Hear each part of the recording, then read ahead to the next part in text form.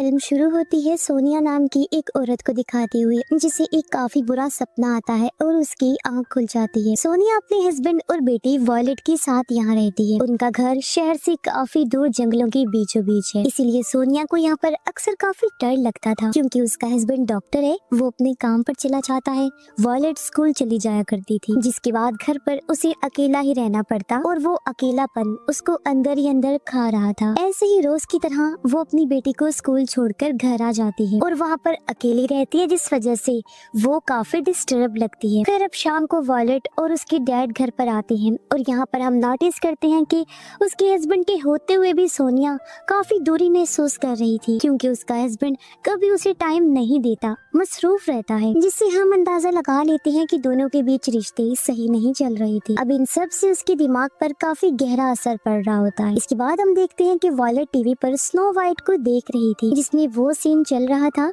जब विच यानी कि चुड़ैल स्नो वाइट को जबरदस्ती जहरीला सेब खिला रही होती है। फिर अब खाना खाने के बाद सोनिया वॉयलेट को सुलाने के लिए ले जाती है, जहाँ पर वॉयलेट उसे ये कह देती है कि मैं चाहती हूँ ईवा मेरे पास आज रात सोए, लेकिन सोनिया को समझ में ही नहीं आता कि ईवा कौन है। तो वॉयलेट उसको ये बताती है कि ईवा असल में उसके बिस्तर के नीचे पड़ी हुई डॉल है। अब बिस्तर के नीचे देखने पर सोनिया को एक डॉल मिल जाती है, जो उसे एक औरत ने दी थी। ये सुनकर सोनिया उसे कहती है कि तुम्हें अजनबियों से कोई भी तोहफा नहीं लेना चाहिए, जो कहकर वो डॉल को अपने साथ ले जाती है। अब सोनिया की माँ को उसे देखते ही पता चल जाता है कि वो यहाँ खुश नहीं है। तब सोनिया उसे बताती है कि मुझे ऐसा लगता है जैसे इस घर में कुछ तो बहुत बुरा है। तब उसकी माँ उसे समझाती है कि सब ठीक हो जाएगा, टेंशन लेने वाली कोई बात नहीं है। अब सोनिया को उदास देखकर उसका हस्बैंड पूछता है कि आखिर उसे हुआ क्या है। वो उसे सब कुछ बता सकती है, लेकिन सोनिया उसको कुछ भी नहीं बताती और उल्टा उस पर चिढ़ जाती है। फिर जब वो नहा रही थी तो उसे एक सपना आता है, जिसमें वो फ्लावर से भरी हुई एक खुली जगह पर थी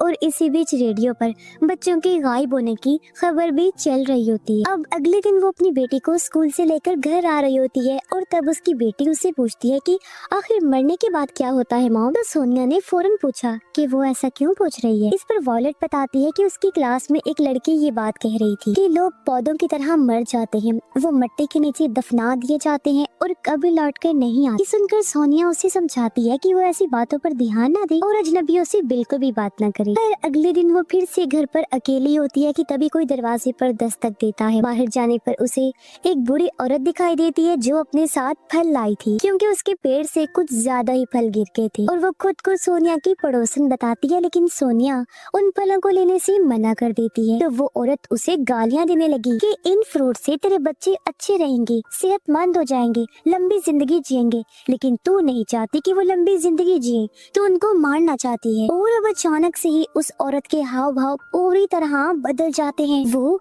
एक डरावनी औरत में बदल जाती है और ये देखकर सोनिया दरवाजा बंद कर देती है। अब अगर हम उस लेडी को ध्यान से देखें तो वो बिल्कुल उसी स्नो वाइट वाले शो वाली विच की तरह दिख रही है। फिर इसके बाद सीन बदलता है और हम सोनिया के बचपन का एक सीन देखते हैं, जहाँ उसकी डैड एक फार्म को चलाया करते और सोनिया वहाँ बैठकर ड्राइंग कर रही होती है।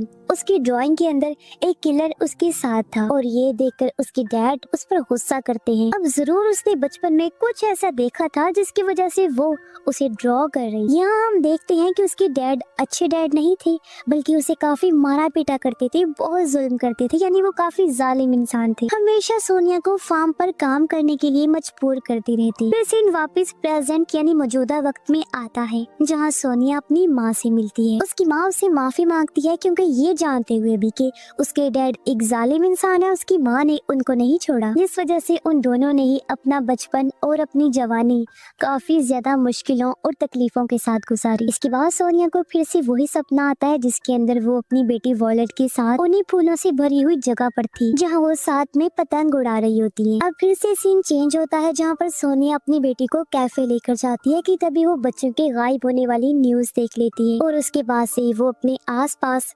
अजीबोगरीब चीजें महसूस करने लगती है। उसे काफी सारे हेलुसिनेशंस होते हैं, यानी ऐसे ख्याल नजर आ रहे थे जो असल में हो ही नहीं रहा था कुछ, और उसके आसपास की चीजें ब्लैक एंड व्हाइट हो गई और पुरानी मूवीज जैसी वीडियो की तरह चलने लगती हैं।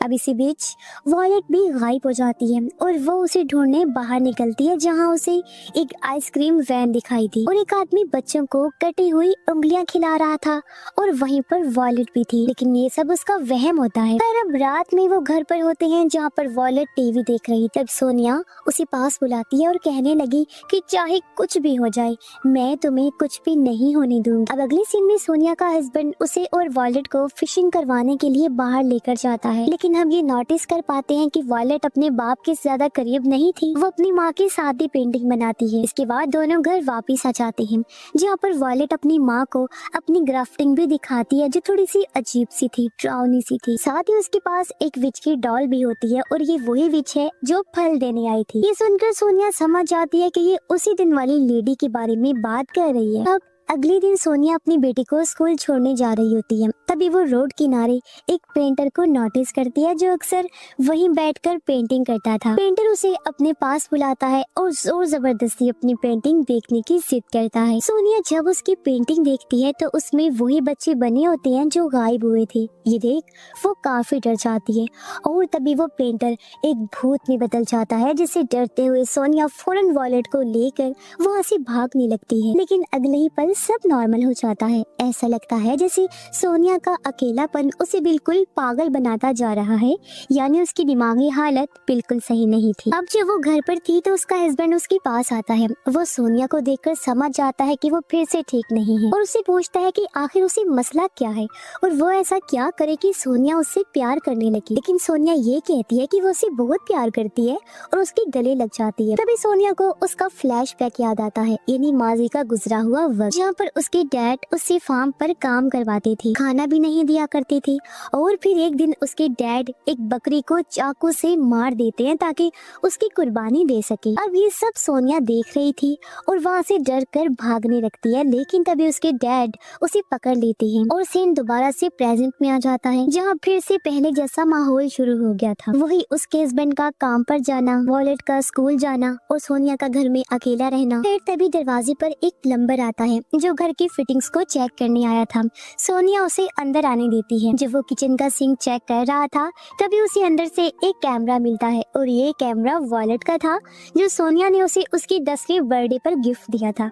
लेकिन ये यहाँ पर क्या कर रहा था, ये सबसे बड़ा सवाल था। रात को जब उसका हस्बैंड वापस घर आता है तो सोनिया उसे सारी बात बताने की कोशिश करती है, लेकिन वो बीच में ही रुक जाती है। फिर वो कैमरा लेने गई, लेकिन जहाँ रखा था कैमरा वहाँ से गायब होता है और वो इसका इल्जाम अपने हस्बैंड पर ही लगाते हुए कहती है कि ये सब उसने ही किया है और उसने ही वो कैमरा लिया। तब उसका हस्बैंड समझाता है कि ये सब उसके दिमाग की वजह से है। लेकिन तभी वो बेकाबू हो गई और वॉयलेट को बुलाने लगती है बहुत जोर जोर से आवाज लगाकर। उसका हस्बैंड उसे रोकता है, लेकिन वो सोनिया को किसी डीमन की तरह दिखाई दे रहा था, जिसके साथ फिर से हमें एक और फ्लैशबैक दिखाया जाता है। जब सोनिया के डैड ने उसे पकड़ लिया था तब उन्होंने उसे सजा दी। वो एक बकरी की स्कल लेकर आता है, यानी एक खोपड़ी को, और सोनिया को दिखाते हुए कहता है कि ये कोई आम स्कल नहीं है, बल्कि इसके अंदर एक डीमन है, एक शैतान है और आज रात सोनिया यही रुकेगी। डीमन आज ये फैसला करेगा कि वो यहाँ से जाएगी या फिर नहीं। अब हालांकि ये सब उसके डैड ने उसे डराने के लिए कहा था,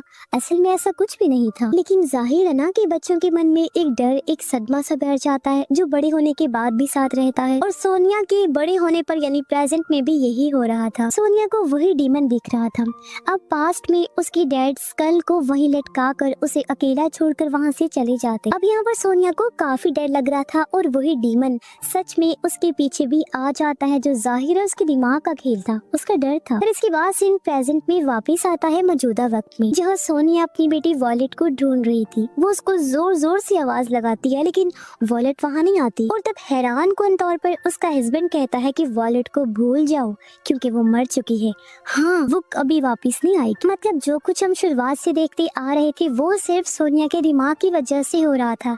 असलियत में वॉयलेट वहाँ थी ही नहीं, वो तो पहले ही गायब हो गई थी दूसरे बच्चों की तरह। यानी वॉयलेट के साथ जो पल हमने देखे, स्कूल जाना, सोनिया के साथ रहना, सब उसकी इमेजिनेशंस थी, उसके दिमाग के बनाए हुए ख्याल और पास्ट होता है, जैसे कि स्नो वाइट, वो डॉल, आइसक्रीम मैन, स्कल, सब कुछ। अब सोनिया को भी एहसास हुआ और वो टूट जाती है, जमीन पर गिरकर जोर जोर से रोने लगती है। वो कहती है कि काश उस दिन मैं वॉयलेट को स्कूल लेने जा जाती तो ये सब नहीं होता। उसका हस्बैंड उसे अंदर ले जाने लगता है लेकिन वो बाहर गार्डन में ही सो जाती है। इसके बाद अगले दिन उसका हस्बैंड उसे एक मेंटल हॉस्पिटल में लेकर गया और वो कुछ दिन वहीं पर रहती है। जिसके बाद उसे वापिस से घर लाया जाता है और वो अब थोड़ी बहुत ठीक लग रही, लेकिन उसके मन में अभी भी कुछ चीजें चल रही। उसके हिसाब से वो प्लम्बर ही है जिसने उसकी बेटी को किडनैप किया और उसके पास वो हो सकती है।